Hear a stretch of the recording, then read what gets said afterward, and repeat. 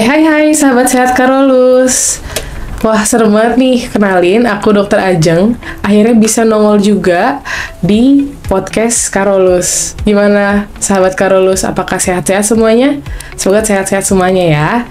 Oke, seperti podcast sebelumnya, kita kali ini juga akan bincang-bincang mengenai dunia kesehatan. Dan untuk kali ini topik yang kita akan bawakan tidak kalah menarik, yaitu tentang mengenal lebih dekat glaukoma. Untuk membahas tentang glaukoma ini, kita pasti sudah menghadirkan narasumber yang ahli di bidangnya, di bidang mata pastinya, yaitu adalah Dr. Yogiarso Budiwianto, spesialis mata, dokter spesialis mata yang aktif melayani di Rumah Sakit Sen Karolus, dan biasanya kita akrab sapai dengan Dr. Yogi. Halo Dr. Yogi. Hai, gimana pagi, dok? Kabarnya dok? Baik. Baik dok. Puji Tuhan sehat-sehat ya dok ya. Amin. Ya, Dokter Yogi ini praktek di Rumah Sakit Karolus ya dok, setiap hari ya dok, setiap hari apa aja dok? Senin sampai Jumat. Oke. Sore, Selasa pagi sama Jumat pagi. Oke, nah Dokter Yogi hari ini kita akan bahas tentang glaukoma nih dok. Ya. Sebelum kita masuk ke intinya, saya pengen nanya dok, sepengalaman dokter selama menjadi spesialis mata, penyakit glaukoma nih sering atau jarang-jarang sih dok sebenarnya adanya? Kalau kita bicara masalah materi glaukoma, tapi sebelumnya saya mau nyapa dulu ya. Halo iya, sahabat sehat Karolus. Pagi ini kita akan bahas khususnya tentang glaukoma dari bidang mata. Nah, dari pertanyaan tadi, saat ini glaukoma memang cukup banyak di Rumah Sakit Karolus khususnya. Secara statistik, penyakit glaukoma itu menempati ranking kedua dari kebutaan, Penyebab kebutaan. Yang pertama itu katarak, yang kedua glaukoma. Nah, di sini glaukoma itu sering kali orang datang umumnya terlambat. Nah, salah satunya hari ini kita mengedukasi semua masyarakat umum untuk segera atau Jangan lebih sampai dini terlambat ya, Dok. untuk memeriksakan, terutama yang mempunyai resiko terjadinya glaukoma. Nah, untuk itu penting banget ya dok, untuk sahabat sehat Karolus tahu nih sebenarnya kita kupas lebih tuntas, lebih dalam lagi gitu ya dok tentang glaukoma, supaya nanti nggak datangnya udah terlanjur terlambat, jadinya matanya udah keburu nggak bisa diselamatin lagi ya dok, jadi bisa bikin buta ya dok. Oke dok, kita mulai ya dok ya untuk tentang glaukoma itu boleh dok, dengan pertanyaan pertamanya, glaukoma tuh sebenarnya apa sih dok?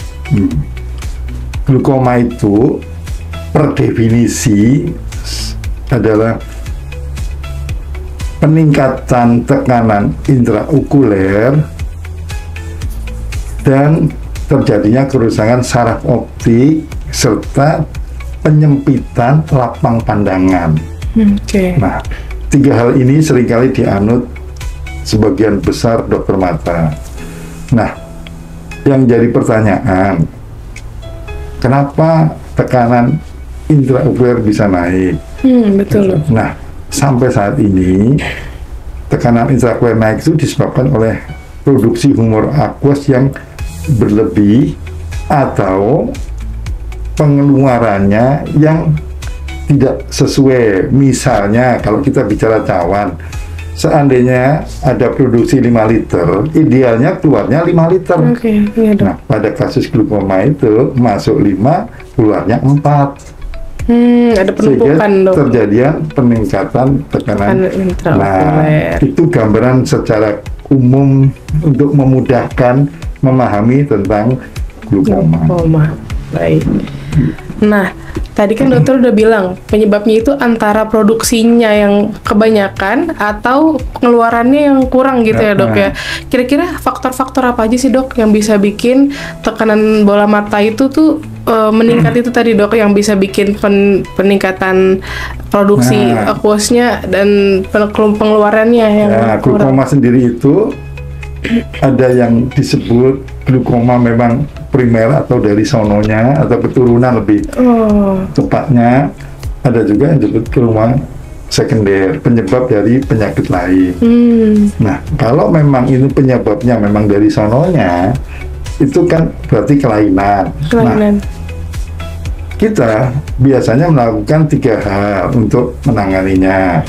Yang pertama dengan obat-obatan, obat tetes, obat oral, untuk menyeimbangkan tadi. Kalau 2 itu masih dirasa kurang, biasanya kita akan lakukan laser, iridotomi itu atau trabekulotomi. Jadi dilobangin untuk membuat saluran. Kalau kurang maksimal lagi, biasanya kita lakukan operasi. Yang terakhir itu. Nah, 3 tadi itu berkaitan, biasanya sesuai dengan kondisi glukomanya pada saat itu. Kalau bicara faktor risiko, faktor risiko itu biasanya kalau yang sering terjadi itu di usia yang mulai 40 tahun ke atas, yang punya riwayat keluarga glukoma, itu sudah harus wajib periksa. Itu dari sisi usia. Tapi faktor risiko lain, pada saat periksa tekanan intraokuler itu selalu di atas normal. Bisa juga ada faktor ras, itu juga mempengaruhi itu. Ada ras yang lebih beresiko? Iya, lebih beresiko. Nah, di samping itu udah seperti pernah trauma, itu juga bisa menyebabkan terjadinya peningkatan trauma, misalnya matanya bisa terbentur gitu ya, Dok? Infeksi ke kuku atau luka operasi. Nah, itu bisa terjadi hal yang seperti itu. Salah satunya seperti itu. Dok. Mungkin lanjut ke yang berikutnya nih, mungkin orang-orang juga banyak yang pengen tahu nih, Dok. Gejalanya apa aja sih, Dok, orang glaukoma itu? Kalau bicara yang kronis, biasanya glaukoma itu justru tidak ada gejalanya. Makanya nama lainnya adalah pencuri penglihatan. Karena kenapa disebut pencuri? Karena diam-diam. Tapi kalau yang akut, yang mendadak, nah itu baru mulai dari sakit kepala, dari bola matanya merah, penglihatannya kabur, dan ada keluhan mual atau muntah. Nah itu biasanya yang akut. Jadi kalau yang kronis biasanya memang tidak bergejala, makanya seringkali orang datang udah sebagian terjadi kerusakan, terjadi penyempitan dari lapang pandangan, dari kerusakan sarafnya. Jadi kadang-kadang itu nggak disadari sama orangnya ya, Dok, penyempitan lapang pandang gitu ya, Dok? Kalau kita bicara glaukoma yang kronis, itu ingat pencuri penglihatan. Jadi pasti orangnya nggak sadar. Tahu-tahu periksa udah berapa persen terkena. Deteksi dini itu nomor 1. Kita ngomongin deteksi dini, Dok. Kalau dokter menyarankan, tadi kan dokter bilang di usia 40 tahun ya, Dok, kalau itu lebih beresiko, apalagi yang punya riwayat keluarga dengan glaukoma. Itu kira-kira tiap berapa sering, Dok, harus cek? Biasanya kalau masih dalam tahap normal, kita saranin sih setahun aja sekali. Setahun sekali. Kalau masih dalam tahap normal. Tapi kalau mulai ketahuan ada peningkatan, tentu lebih sering atau bahkan kita berikan obat untuk menjaga jangan sampai terjadi kerusakan. Nah, di sini itu kan ada pemeriksaannya untuk mengetahui bahwa itu di samping kita melakukan pemeriksaan funduskopi yang langsung lihat dari papil optiknya, kita bisa ada juga pemeriksaan yang sering dilakukan adalah kampimetri.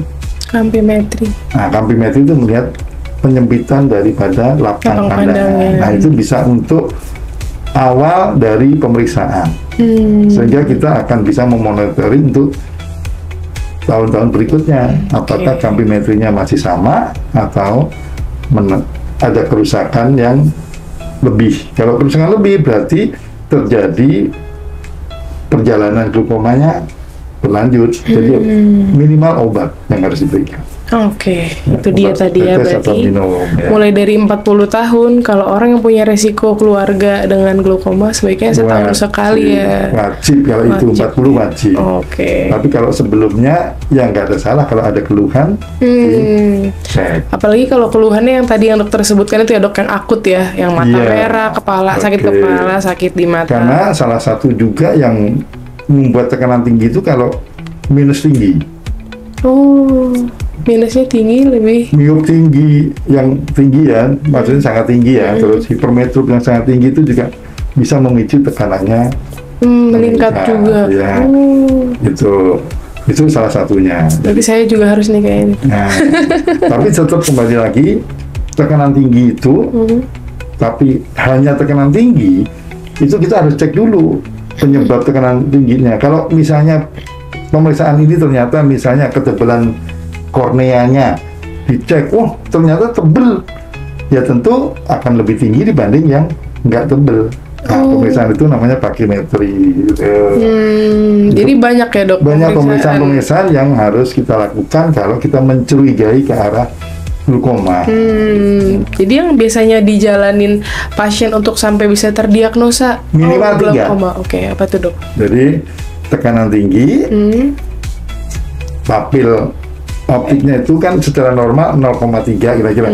Dia kok membesar jadi 0,5, 6. Nah, kita udah curiga. Plus lapang pandangan. Oke, berarti 3 itu yang biasanya dijalani. Bisa dipastikan ke arah glaukoma.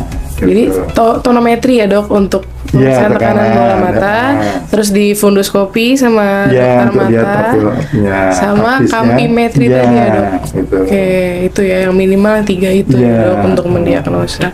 Oke dok, kalau misalnya seorang udah kena glaukoma, biasanya pengobatannya tadi apa aja ya dok? Ada 3. Yang pertama tetes. Itu obat tetes. Atau minum. Kalau nggak efektif, bisa pikirkan laser. Ya. Nggak efektif juga, ya terpaksa operasi. Tapi 3 ini, urutan ini maksudnya bisa jadi orangnya bisa malas obat langsung laser, itu pilihan. Tapi urutan yang sebenarnya seperti itu. Jadi obat dulu, gitu. Baru laser, baru operasi. Jadi nggak terus datang tinggi operasi aja, nggak gitu konsepnya. Sekarang yang menjadi pertanyaan orang banyak nih dok biasanya, kalau misalnya orang udah glaukoma, lapang pandangnya udah menyempit, udah ada gangguan pandangan ya dok. Ketika diberi pengobatan obat tetes atau di laser atau di operasi itu, apakah fungsi penglihatan itu kembali lagi normal atau yang udah terlanjur nggak bisa balik lagi dok? Di sini yang penting masyarakat umum harus tahu bahwa glaukoma itu kalau sudah merusak saraf udah nggak bisa diperbaiki. Jadi pengobatan tadi fungsinya hanya ngerem, biar nggak makin parah aja. Makin parah. Itulah gunanya deteksi dini. Betul. Karena disebut pencuri penglihatan, orangnya nggak pernah sadar.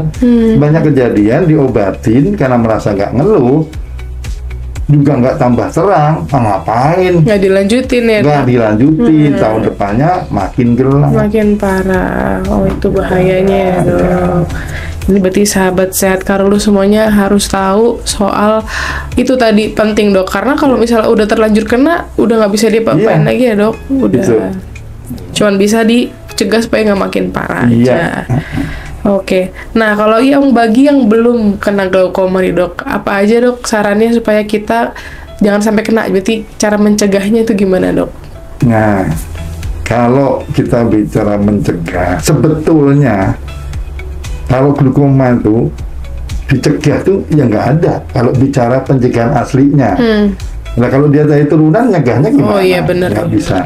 Cuman disarankan kalau kita untuk mencegah dalam tanda kutip nggak terjadi glaukoma, entah itu istilahnya sekunder atau apa, ya kita harus hidup sehat, ya. Yang terutama adalah kan tekanannya harus diukur. Jadi pertama adalah tekanan bola mata diukur dulu. Makan makanan sehat,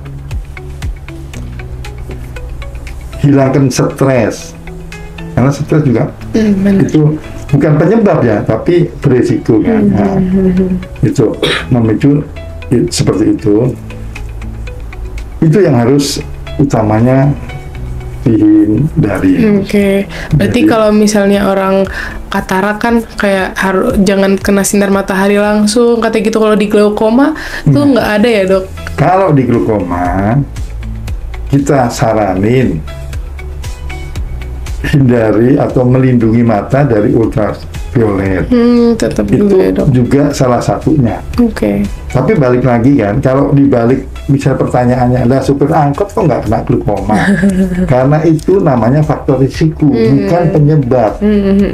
Seringkali orang kalau dijelasin faktor risiko, pemahamannya adalah penyebab. Benar. Jadi tolong ini harus digarisbawahi, faktor risiko itu tidak langsung jadi penyebab.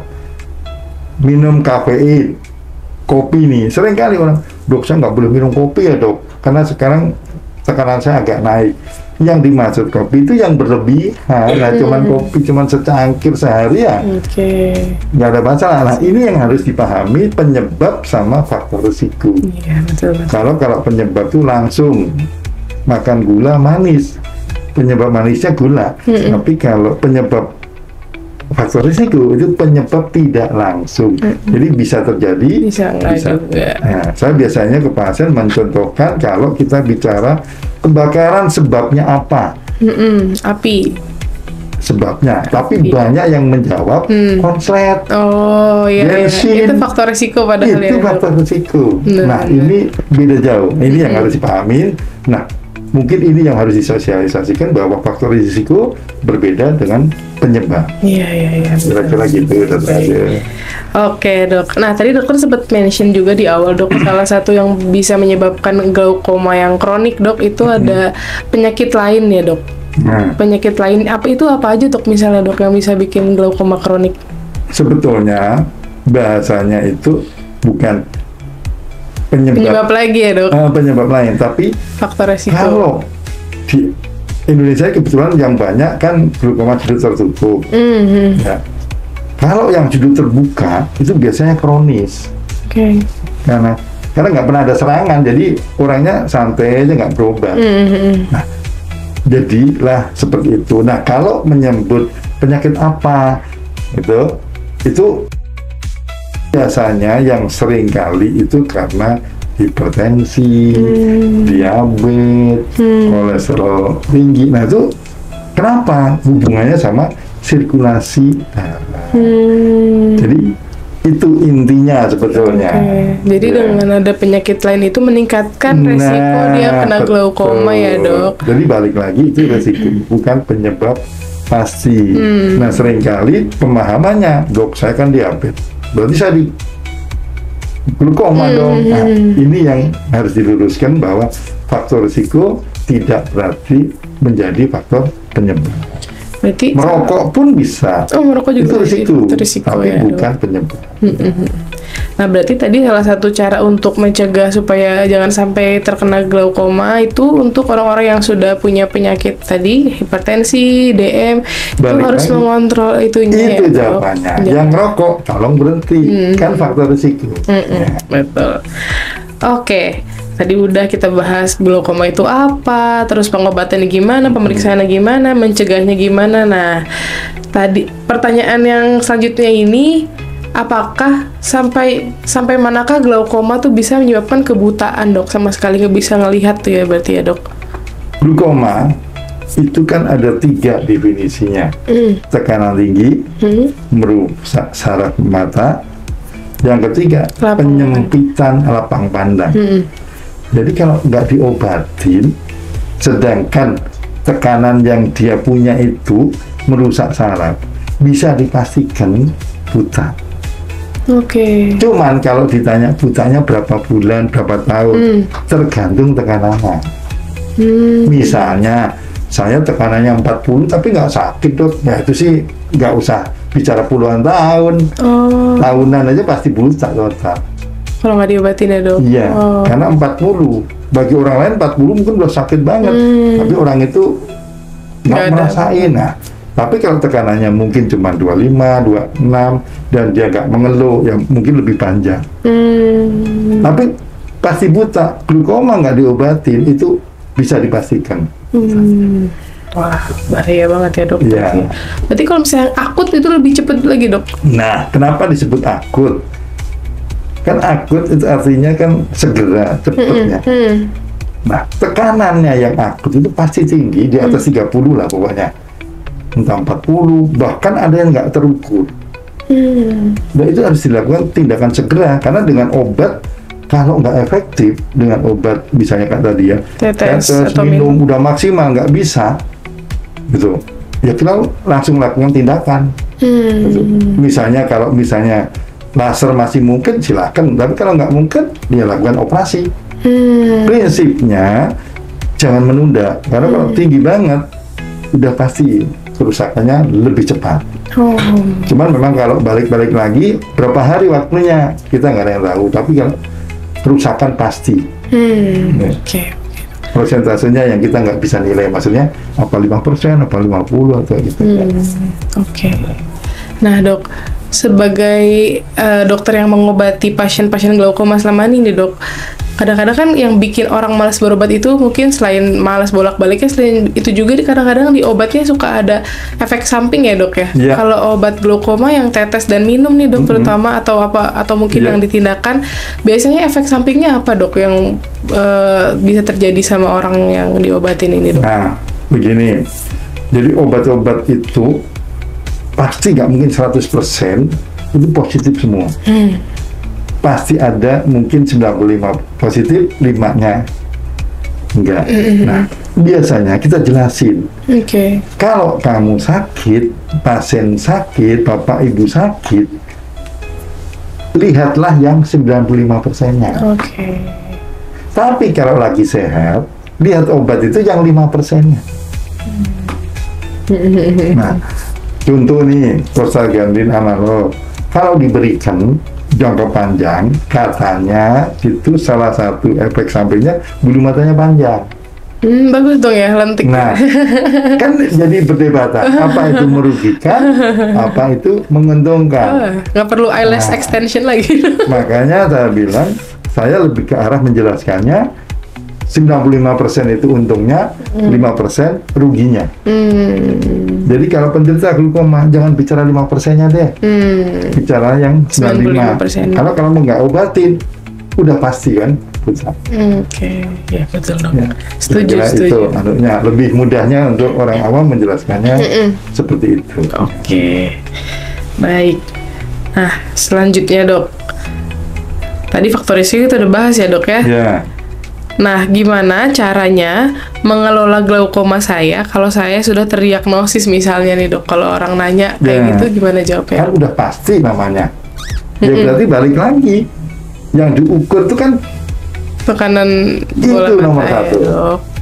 Berarti secara berkala harus dikontrol terus. Satu. Yang kedua, karena udah pasti, berarti harus pakai minimal obat tetes atau minum. Kalau minum jangka panjang takut lambung, berarti obat tetes. Nah, kalau obat tetes masih nggak mempan, ya naik ke yang namanya laser. Nggak mempan juga, yang berarti ke arah yang operasi. Itu dari sisi pengobatannya. Nah, terus lanjutannya ya tentu yang faktor risiko tadi dipikirkan tambahannya. Yang rokok jangan ngerokok, makan makanan sehat, mengelola stresnya dengan baik, gitu. Yang tensi tinggi dan sebagainya ya harus rutin. Jadi kembali lagi bahwa kalau sudah diagnosa glaukoma, kita tinggal mau bertahan dengan penglihatan yang baik atau kita biarkan yang udah pasti akan ke arah kebutaan. Oke dok, tadi kan dari opsi-opsi pengobatan yang dokter sebutkan dok, ada yang paling end stage-nya itu kalau sampai harus dioperasi ya dok ya. Setelah operasi itu, apakah dia bisa lenggang aja kayak udah saya tidak peduli dengan mata saya, atau sebaiknya tetap periksa dok? Saya selalu bilang bahwa kalau kamu kena pisau,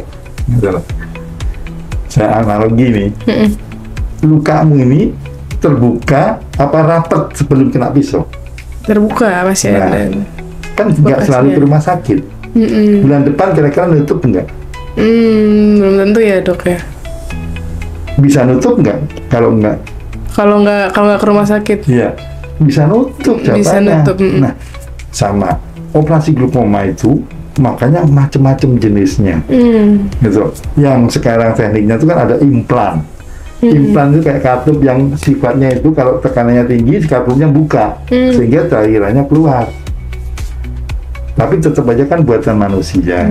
Terjadi kalau terjadi peradangan, misalnya biarpun sudah dikasih macam-macam, dia akan tutup sendiri. Namanya self-limiting kan. Jadi ada waktu. Jadi ada kemungkinan kan terjadi peningkatan lagi. Nah, untuk menghindari jangan udah nutup baru periksa, tetap harus pemeriksaan. Jadi walaupun sudah dioperasi, tetap disarankan biasanya tetap berkala ya dok. Cuman mungkin nggak sesering seperti sebelumnya. Bisa mungkin kalau tekanannya udah langsung terkontrol waktu operasi nih sampai sembuh, deh bagus, mungkin 3-6 bulan cukup. Nggak lagi sebulan sekali, misalnya seperti itu. Tapi tetap nggak menafikan takutnya kalau tertutup lagi kan nggak terjadi akut, terlambat dan sebagainya. Intinya adalah seperti itu. Oke dok. Ini pertanyaan terakhir yang ada di list saya nih dok. Apakah ada perubahan gaya hidup yang dapat membantu mengelola glaukoma dok? Kalau bicara gaya hidup, ya sebetulnya balik lagi kalau kita tuh makan sehat, hampir nggak ada stres, terus ya tadi sebenarnya faktor risiko tadi merokok dihindari, datang kontrol untuk mengukur tekanan, ya nggak ada masalah. Jadi gaya hidup yang baik itu bukan cuma mata doang yang terjaga ya dok, bisa dari kepala sampai kaki tuh bisa terjaga. Itu intinya sebetulnya. Jadi semua sebetulnya berhubungan dengan fisik secara keseluruhan. Makanya di situ disebutnya tidak penyebab tapi faktor resiko. Jadi mengelola faktor risiko itu harus dengan gaya hidup sehat tadi. Apapun sakit apapun mungkin di bidang sejawat yang lain ujungnya juga akan seperti itu, harus sehat, harus makan isi, istirahat cukup, hindari stres dan sebagainya. Benar-benar. Ini karena untuk glaukoma ini pemeriksaan tekanan bola mata itu bukan dengan alat yang biasa kita punya di rumah ya dok. Kalau misalnya berat badan kan kita bisa cek sendiri. Kalau periksa bola mata ini memang harus ke dokter mata karena memang alatnya biasanya dari dokter mata ya dok. Satu itu kalau misalnya dia penderita, kadang-kadang kan kita periksa yang namanya kampimetri tadi untuk melihat lapang pandangannya, gitu. Karena itu kan menyempit. Beda dengan kalau kenanya tengah, langsung tahu orangnya. Langsung nyadar ya ada. Kalau nyempit kan tengahnya tetap jelas. Yang hilang pinggirnya. Itu biasanya orang sadarnya terlambat ya dok. Itu alasannya kenapa glaukoma sering terlambat karena penyempitan. Jadi burungnya dari pinggir. Kalau yang tengah tuh nggak terlalu progresif, jadi nggak terasa. Kecuali mendadak tinggi tekanannya yang akut tadi, itu langsung burem.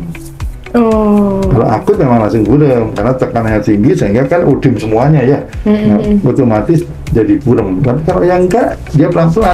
Baik, Dokter Yogi, sebelum saya tutup podcast kita hari ini, mungkin dari Dokter Yogi, adakah closing statement yang bisa dibagikan ke teman-teman sahabat sehat Karolus di rumah? Ingat, sahabat sehat Karolus, selama ini kita sering mendengar mata adalah jendela hati. Maka jangan lupa mata sehat itu karena diperiksa dan Rumah Sakit Karolus bersedia untuk melakukannya. Terima kasih sahabat sehat Karolus. Baik, dengan berakhirnya perbincangan kita hari ini, saya akan menutup podcast Karolus sesi hari ini. Jangan lupa sahabat sehat Karolus untuk follow dan subscribe dan apapun mungkin semua sosial medianya Karolus. Kalau gitu, saya Dr. Ajeng dan Dr. Yogi pamit dari podcast Karolus. Sampai ketemu lagi.